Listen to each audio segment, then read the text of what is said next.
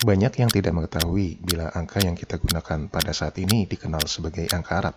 Tapi tahukah Anda, bila angka tersebut dikembangkan pertama kali di anak benua India?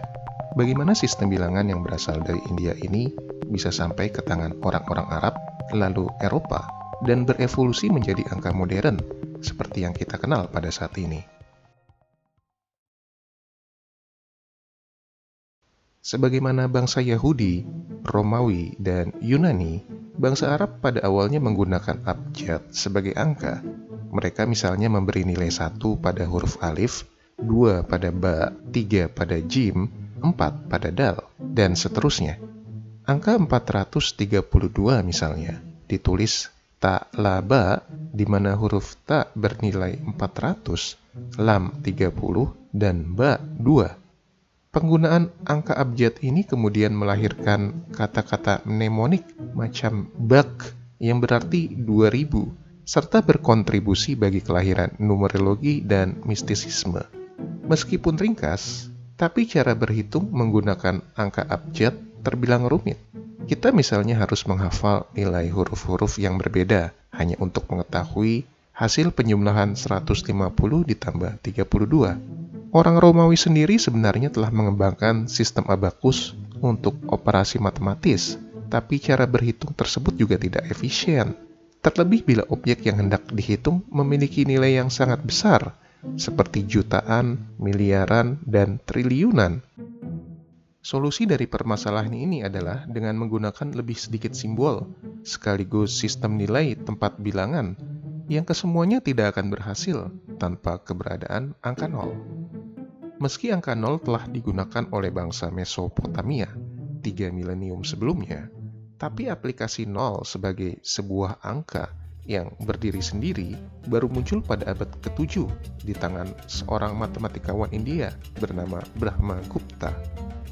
Dalam buku berjudul Brahmasputa Siddhanta, Brahma Gupta merumuskan sejumlah aturan yang kelak menjadi cikal bakal sistem angka modern. Di antaranya penggunaan angka khusus dari 0 hingga 9 yang berasal dari sistem bilangan Brahmi dan Nagari. Satu abad setelah penemuan ini, tepatnya pada tahun 776, sejumlah utusan dari Sind berkunjung ke istana Al-Mansur di Baghdad. Pada kesempatan itu, salah seorang sarjana bernama Kanaka mendemonstrasikan pengetahuan astronomi sekaligus sistem bilangan India yang dirumuskan oleh Brahma Gupta di hadapan khalifah. Al-Mansur yang terpukau oleh kesederhanaan dan superioritas sistem bilangan India ini kemudian memerintahkan Ibnul Fazari untuk menerjemahkan teks-teks yang dibawa oleh Kanaka ke dalam sebuah buku berjudul Al-Sinhidul Akbar. 50 tahun kemudian, Muhammad Ibnu Musa Al-Khwarizmi yang mempelajari sistem bilangan baru ini dan menulis 2 buah buku penting di bidang matematika, yakni Al-Jabar wal Muqabalah yang berarti transposisi dan reduksi, serta Al-Jami' wa Tafriq bi Hisabil Hind atau penambahan dan pengurangan dalam sistem bilangan India. Kedua buku inilah yang membuat nama Khwarizmi terkenal sekaligus mempopulerkan penggunaan sistem bilangan India di dunia Islam dan Eropa. Antara abad ke-8 dan ke-9, bilangan India mulai bertransformasi menjadi angka Arab dan menyesuaikan dengan gaya penulisan para juru tulis. Pada masa itu, para juru tulis memiliki kebiasaan untuk menulis dari atas ke bawah sebelum memutar hasil tulisan mereka 90 derajat agar dapat dibaca dari kanan ke kiri. Kebiasaan ini diturunkan dari para juru tulis Aram yang terbiasa menulis naskah mengikuti arah serat papirus sambil duduk bersila.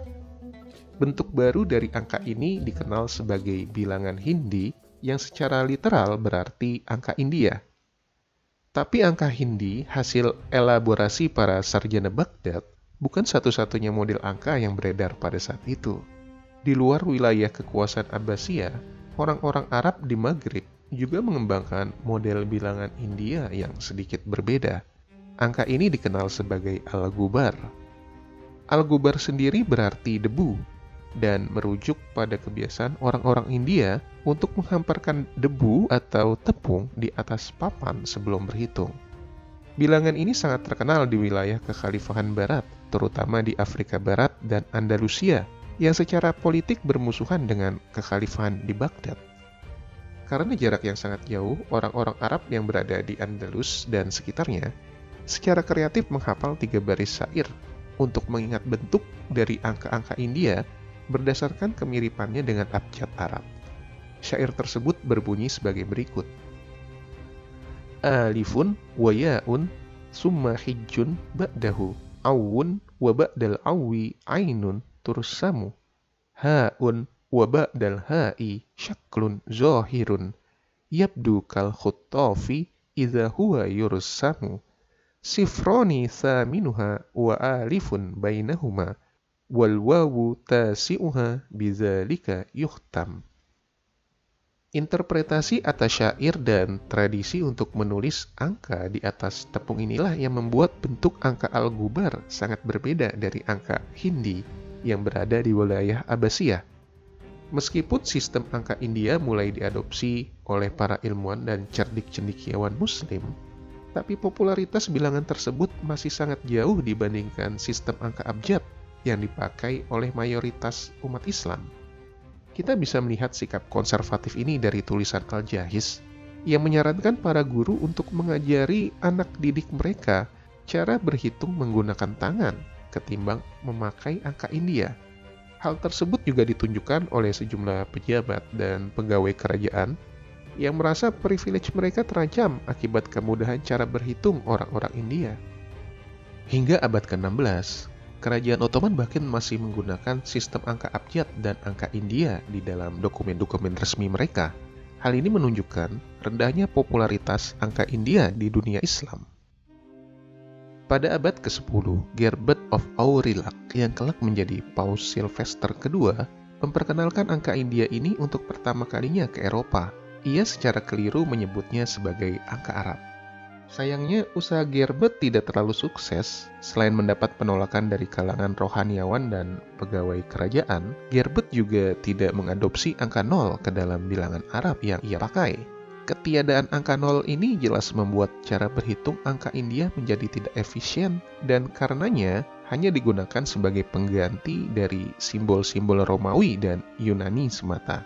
Kegagalan Gerbert kemudian diperbaiki oleh Leonardo of Pisa yang lebih dikenal sebagai Fibonacci 2 abad kemudian. Lewat bukunya berjudul Liber Abaci, Leonardo turut memperkenalkan angka 0 untuk melengkapi notasi angka Gerbert. Selain itu, ia juga mempopulerkan penggunaan sistem aljabar milik Al-Khwarizmi dalam berhitung yang mendapat respon sangat baik di kalangan para saudagar. Setelah Perang Salib terakhir usai, perdagangan di Mediterania berkembang dengan sangat pesat. Kebutuhan akan teknik berhitung yang efisien pun meningkat, yang mendorong pendirian sejumlah sekolah berhitung yang secara khusus mengajarkan teknik aljabar. Lambat laun bentuk bilangan Al-Ghubar pun berevolusi menjadi angka modern, terutama setelah penemuan mesin cetak Gutenberg pada abad ke-15. Menyusul era eksplorasi dan kolonialisme bangsa Eropa, sistem angka India Arab modern ini pun turut tersebar luas ke seluruh dunia dan menjadi sistem bilangan paling populer yang digunakan hingga saat ini.